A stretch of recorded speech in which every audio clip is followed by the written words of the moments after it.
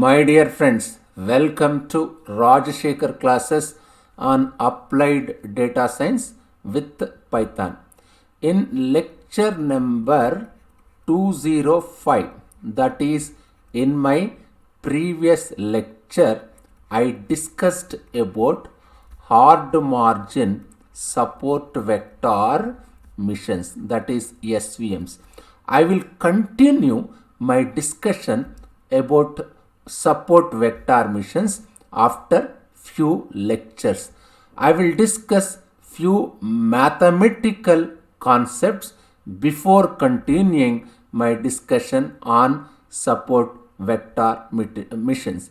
Let me complete basic concepts of mathematics so that understanding of machine learning algorithms like support vector missions, principal component analysis will be very easy.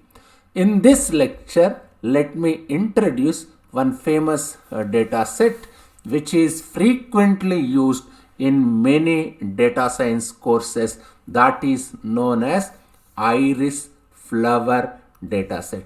This data set has got different names. Even there is another name people used to call this one as Fisher's iris dataset.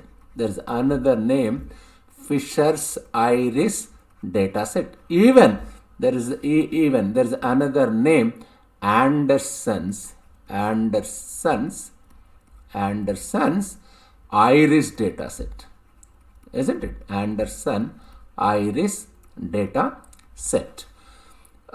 This one is introduced by this particular data set is introduced by a biologist, Ronald Fisher.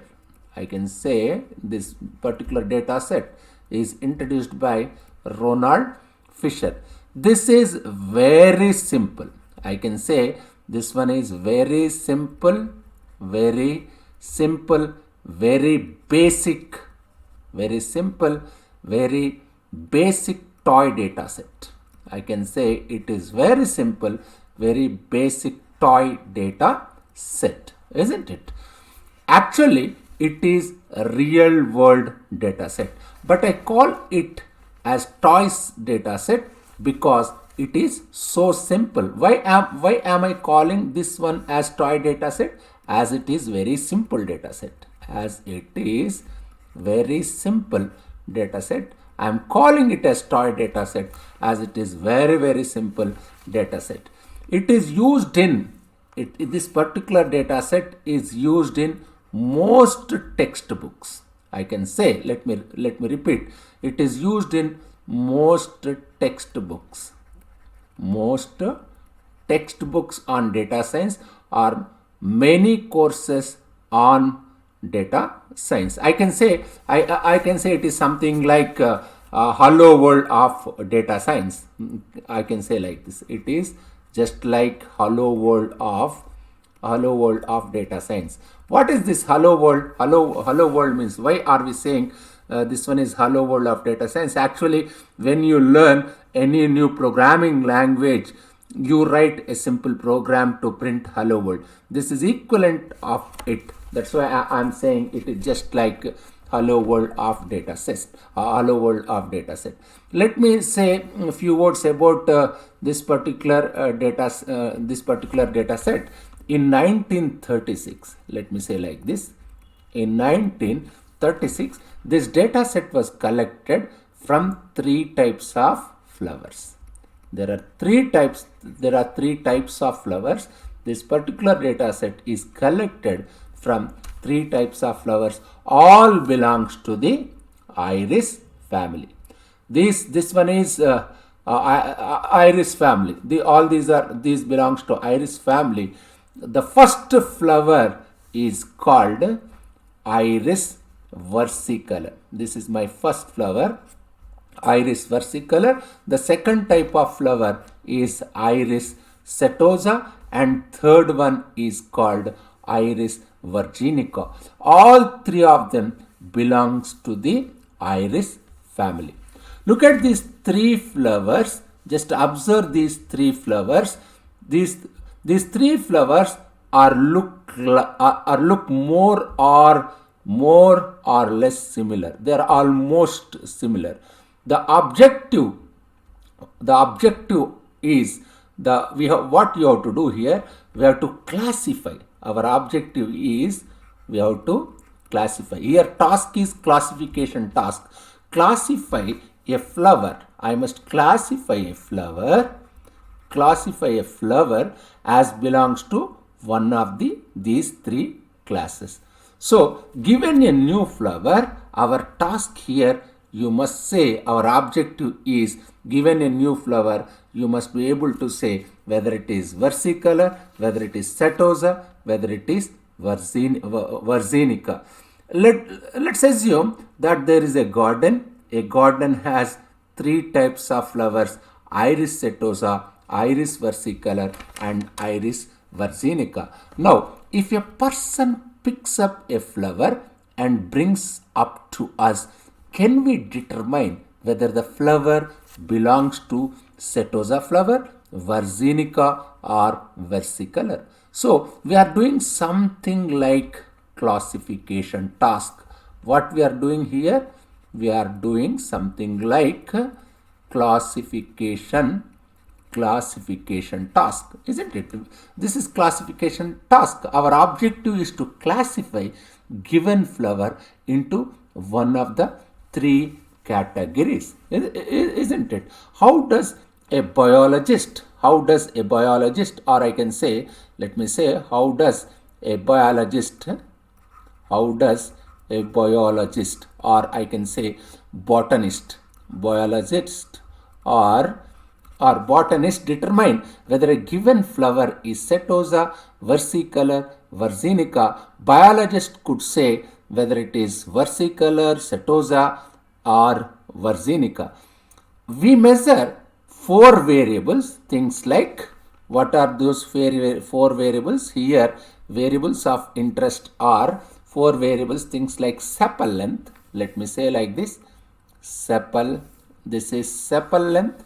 Let me say SL, sepal length, sepal width. This one is sepal width. Let me say SW. And petal length. This one is petal length. Let me say PL. This is petal width. Let me say in simple manner. Let me say petal width. And based on these four numbers, sepal length, sepal width, petal length, petal width, all these are in centimeters. Basically, these are numbers, isn't it? Based on these four numbers, we should say whether it is setosa flower, versicolor, or virginica flower. That is our classification task, isn't it? Now you might ask, what is sepal length? What is petal length? Let me say here. Let me explain what is sepal and what is petal. Just see this simple picture. Here is a very nice diagram. Just observe this diagram. Nice diagram of what is petal, what is sepal. So given this flower structure, larger component, just understand, larger component called sepal. In this one, which one is this one? This one is larger component. Therefore, I can say larger component is larger component. This larger component, let me say larger component is sepal, isn't it? Smaller component is petal. This one is smaller component. Smaller component is known as petal. Sepal length is nothing but the length of, just see here, sepal length. What is this sepal length? This is sepal length. This is sepal width, isn't it? In similar manner, this one is petal length, this one is petal width. Anybody can understand this one. Length of this is expressed in centimeter. Petal width is this petal length, petal width, sepal length, sepal width.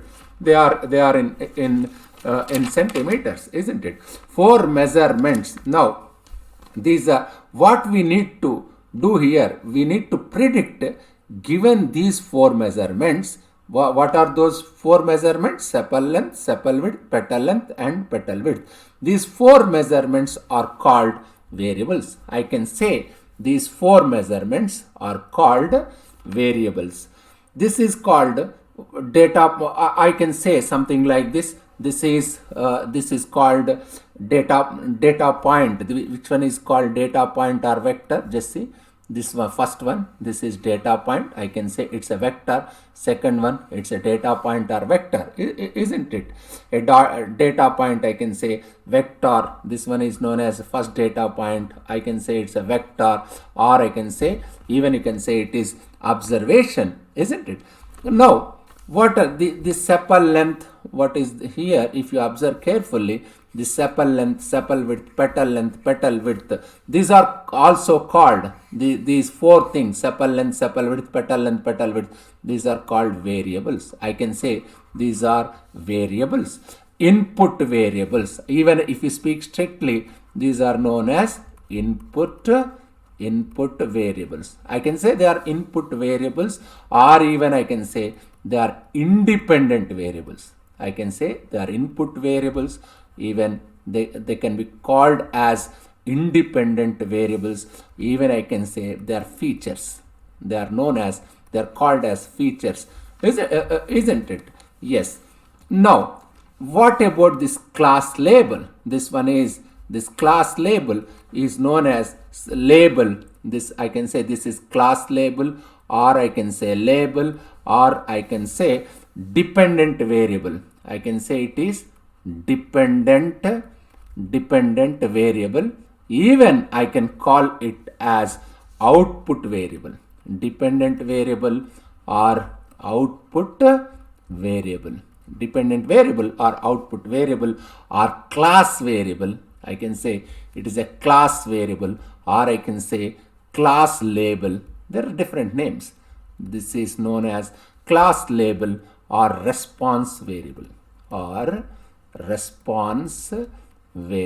isn't it? There are different names. Going back to our example, you can think of this as an array. This is an array with how many components? 1, 2. If I write something like, what is my first data point? 5.1, 5.1, 3.5, 1.4, 0.2. It's a vector, isn't it? It's a vector. It's a vector with how many components? With 4 components. I can say 4-dimensional. I can say it's a 4-dimensional vector. I can represent this observation with the help of vector. That one is known as 4-dimensional vector. You might ask me, why are we using these 4 features? What are those 4 features? Sepal length, sepal width, petal length and petal width. These are input variables. Why are we using only these features? Why are we not using features like color? You may ask me, why are you not using features like color? Here one must understand one point here. So domain knowledge is extremely important. Just let me erase this one. Which knowledge is important?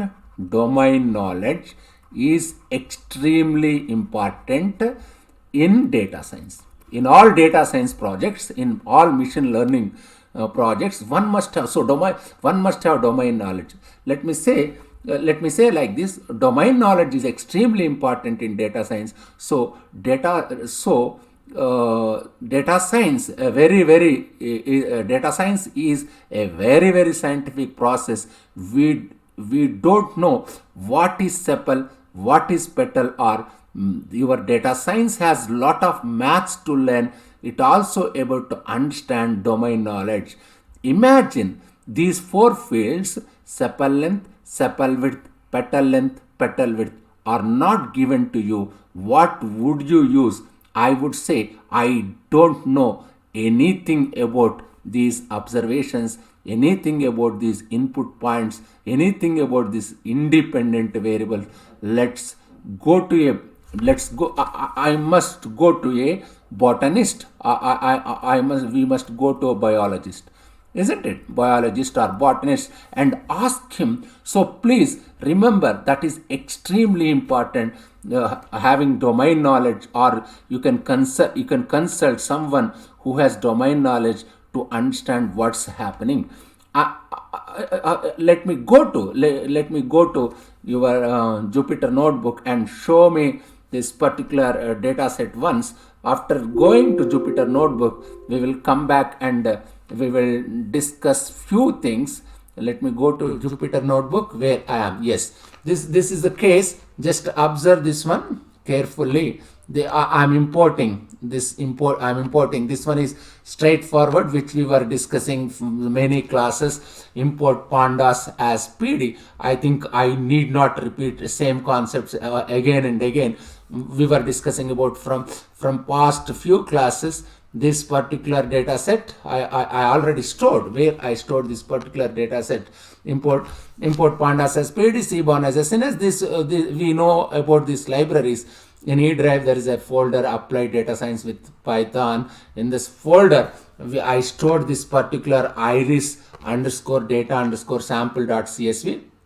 This particular CSV file I am reading with the help of pandas. pd.read underscore CSV print iris. This particular CSV file I am creating a data frame. That data frame is stored in iris object. Now just I am printing that iris object. Just see, you can see in this particular data frame, you can see sepal length in centimeters, sepal width in centimeters, petal length in centimeters, even petal width in centimeters. Just you can observe as I am increasing, as I increase size of the screen, you are not able to see it. If you want, let me decrease size so that you can see all the fields in single screen. Just see here. Yes, this one is petal width in centimeters.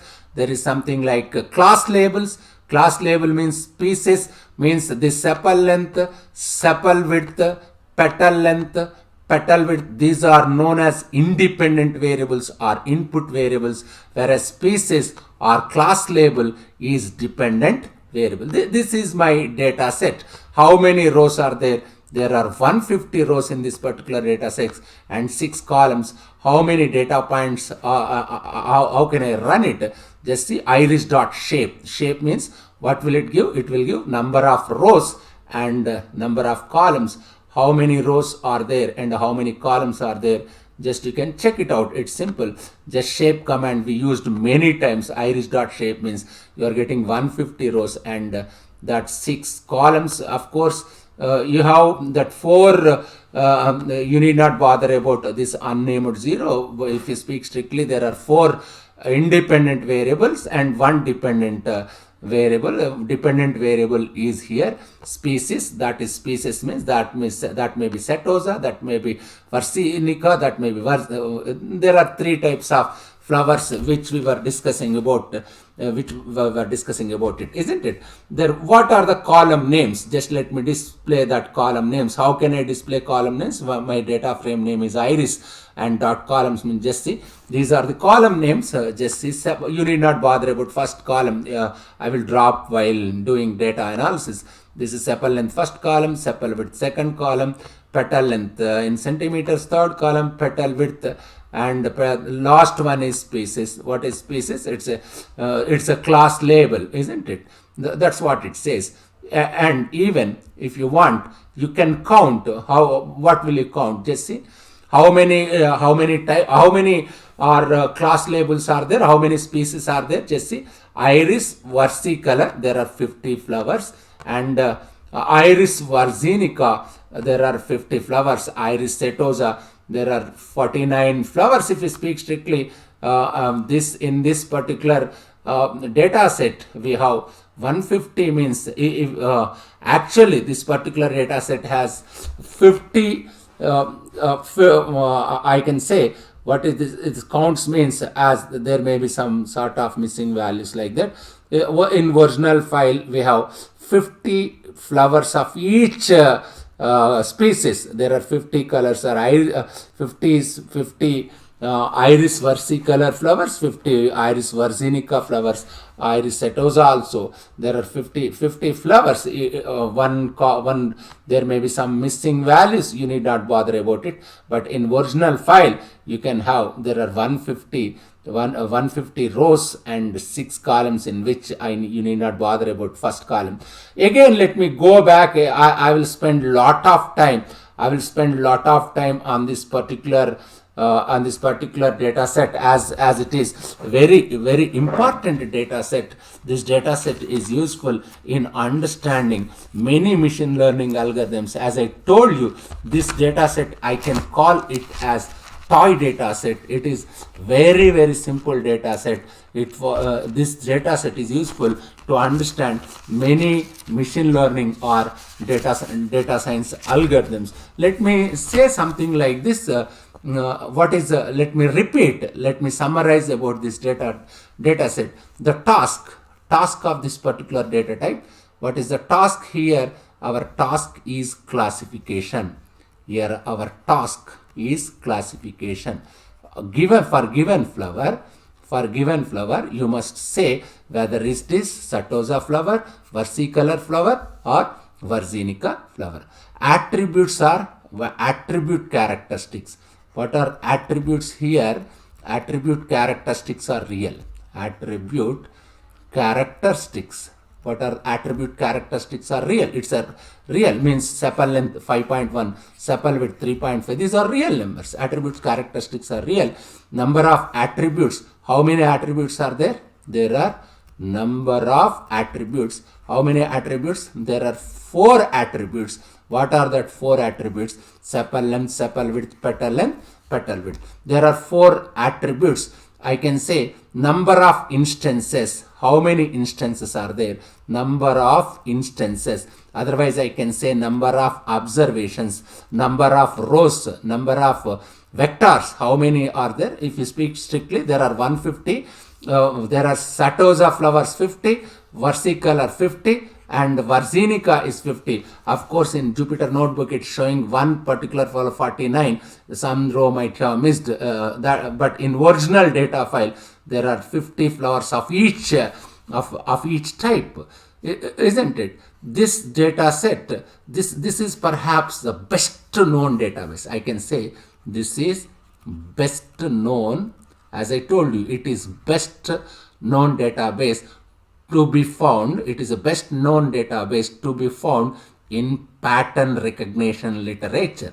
This is best known database in pattern recognition literature. Even in simple manner, I can say this is one of the fundamental database in learning many data science or machine learning algorithms. The dataset contains 3 classes of 50 instances each, where each class refers to a type of iris flower. Predicting attribute, I must say what class of what I have to predict here. Class of iris plant, class of iris flower. This I have to predict. Class of iris flower means depending on these 4 features. I must predict whether it is iris setosa, iris versicolor, iris virginica.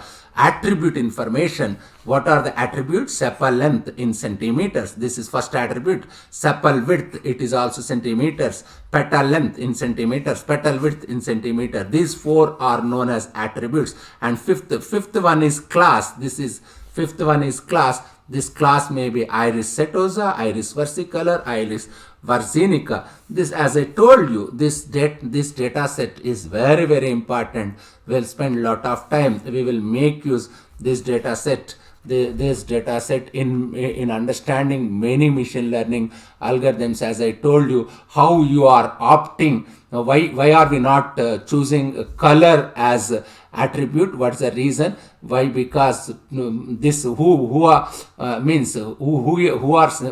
is suggesting us to take sepal length, sepal width, petal length and petal width? Some biologist must guide us, some botanist must guide us, isn't it? Why? Because here domain knowledge is very important. If you don't have domain knowledge, we must consult a person who is having domain knowledge. As I told you, in the case of these algorithms, one must understand, one must have, I can say like this, how can I say, let me say like this, you must I can say like this, amount of the amount of code that you have to write is much less than, here we are writing code. In the case of Python programming language, we are writing code, but this amount of code is much less than standard software engineering jobs, because what is important in data science, not necessary to have lot of code. What is important here is richness of your analysis. Here which one is important? Richness of your analysis is very important rather than code. Analysis is more important, I can say. Analysis is more important. One must understand this here. Which one is important? Analysis is more important than code. I'm not saying code is not important. I have to know basic programming, but you don't have to write hundreds or thousands of lines of code. Typically, we write tens of lines of code. I have seldom to write code more than 100 lines to solve a task. Here you must understand, you must also have domain knowledge. If you have domain knowledge, then only you can choose which one has features, which one has independent variables. Who is saying to choose? How do we know sepal length, sepal width, petal length, petal width must be considered as independent variables or input variables or features? With the help of domain knowledge only one can understand. As I told you, if you don't have domain knowledge, we must consult some biologist or botanist. With the consultation of that one only, I can build a machine learning model or data science model. Just go through this particular data set. I will spend lot of time in future classes on this particular data set. Thank you very much.